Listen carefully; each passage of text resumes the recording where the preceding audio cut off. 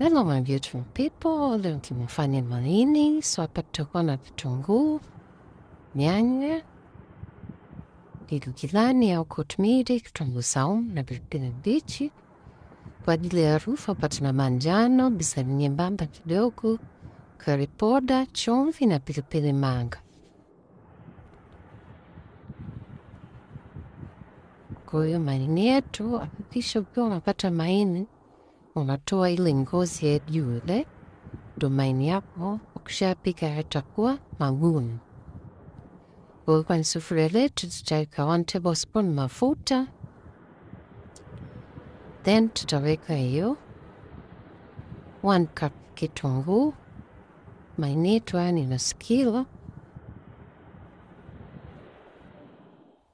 Mimi napenda vitunguu vingi kwenye roast kama hivi ya maini au nyama kavu, inaleta taste nzuri.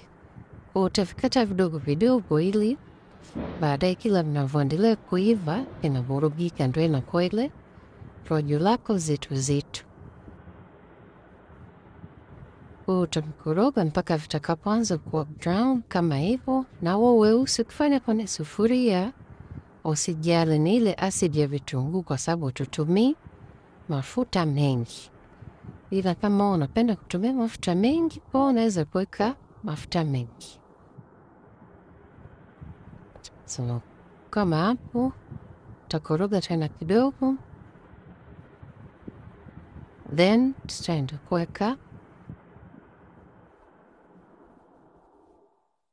bizari nyembamba yetu. Mostly napendaga mimi kuiponda kidogo kwenye kitunguu saumu, lakini nimeona niwekee hapo ili muone. Kwa kwanza nitaweka manjano na hiyo bizari nyembamba, wengine wanaita nini, jira na kitunguu saumu. Tutachanganya vizuri. Kisha changanyika vizuri, kisha pashika moto, then tunateka viungo vilivyobaki na nyanya yetu. Nitaweka maini. Maini hapo ni lazima uyakoroge mpaka uone yote kwanza yamebadilika rangi, yani atoke ule ubichi.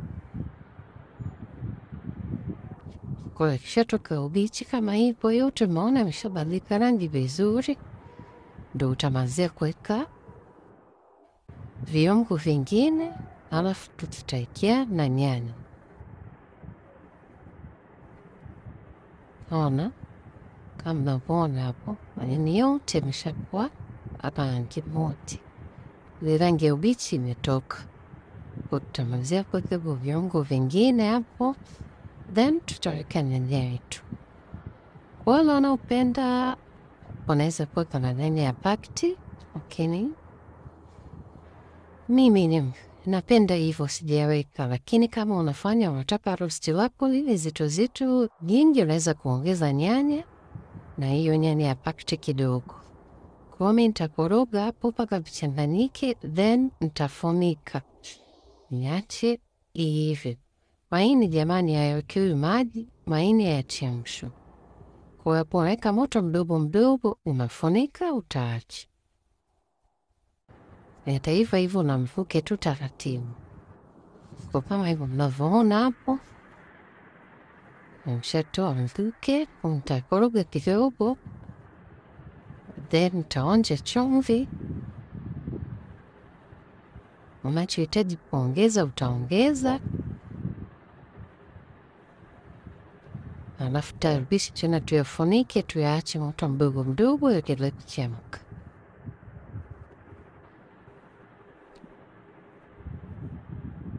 Naona hapo kila kitu kishaiva, then tutaweka mwishoni hizo gilani zetu na pilipili. Hii ni kwa ajili tu ya harufu, kama upendi sio lazima.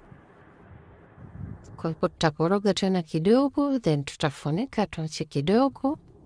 Na hatua hii ikifika, kwa anayependa unaweza kuweka ndimu, lakini mimi kwa sababu nataka kuserve na mashed potato sipendi kiwe na uchachu.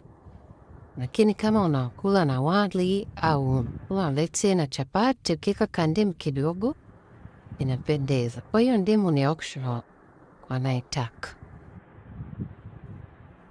kama hivyo. Rosti letu lipo tayari kama mnavyoiona, ready to be served. Kwa hiyo